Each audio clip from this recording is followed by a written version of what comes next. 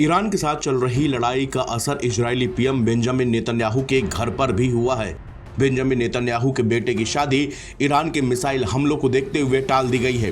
Benjamin Netanyahu के बेटे अवनेर Netanyahu की शादी सोमवार को उनकी पार्टनर एमेट यार्डनी से होनी थी। शादी से 4 दिन पहले शुक्रवार को इजराइल ने ईरान पर हमला कर दिया। इसके बाद से ईरान ने भी इजराइल पर मिसाइलें दागनी शुरू की है। ईरान के हमले के बाद इजराइल के प्रमुख शहरों में बड़ी संख्या में लोगों को बंकरों में शरण लेनी पड़ी है।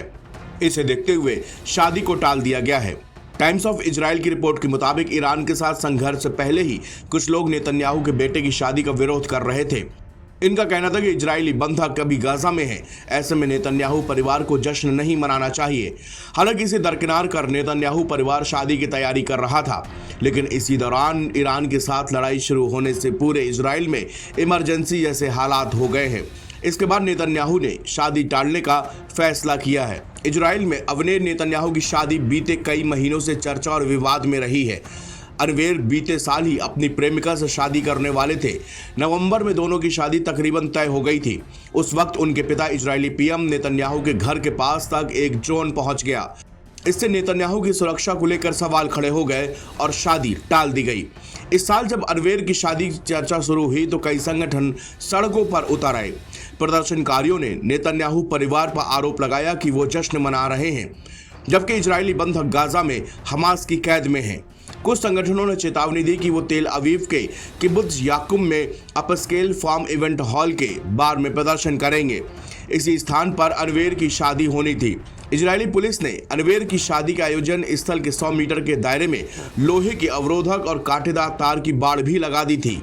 पुलिस ने ऐलान किया कि आयोजन स्थल के 1.5 किलोमीटर के दायरे में हवाई क्षेत्र को पुलिस हेलीकॉप्टर को छोड़कर किसी और को आने की इजाजत नहीं दी जाएगी। हालांकि अब ऐन वक्त पर शादी को टालने का ही फैसला किया गया है।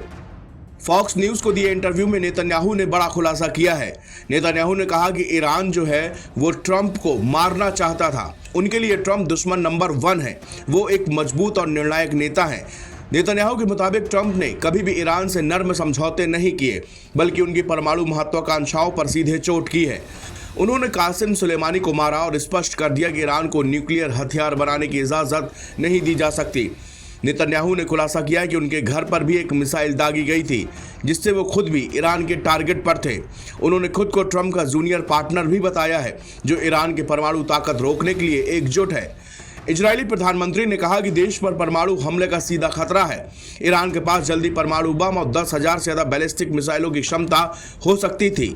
नेतन्याहू ने कहा कि ईरान के खिलाफ की गई सैन्य कार्रवाई, जिसे ऑपरेशन राइजिंग लायन का नाम दिया गया, इतिहास की सबसे बड़ी सैन्य कार्रवाइयों में से एक है।